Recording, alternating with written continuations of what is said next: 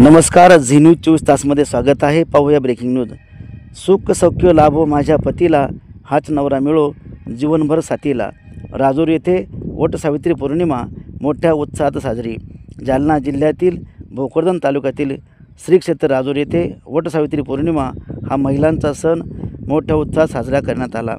आपल्या पतीच्या आरोग्यासाठी वडाला धागा गुंडाळत प्रदक्षिणा घातल्या व 7 जन्मी हाच पती लाभो असा संकल्प केला.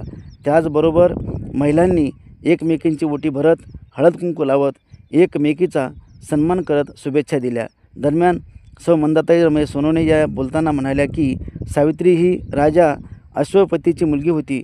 तिचे लग्न सत्यवानाशी झाले होते. सावित्रीने सत्यवानासोबत लग्न केले, परंतु सत्यवानाला लग्नानंतर 1 वर्षातच तुझा मृत्यू होईल असा शाप देण्यात आला होता.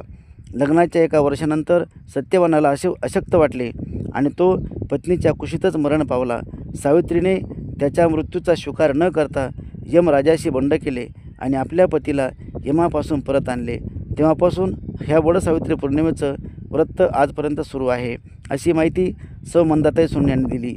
यावेळी सौ मंदाताई सोनवणे, लता सोनवणे, मनीषा सोनवणे, अनुराधा आंबेकर, राणी दानवे, शीतल साहने, छाया फुटाणकर, कविता गाडेकर, गायत्री गाडेकर आदी महिला उपस्थित होत्या. ब्युरो रिपोर्ट, झी न्यूज 24 तास, जालना. चला, बातमी आवडल्यास चॅनल सबस्क्राईब करा, बेल आयकॉन प्रेस करा, लाईक कमेंट शेअर करायला विसरू नका. धन्यवाद.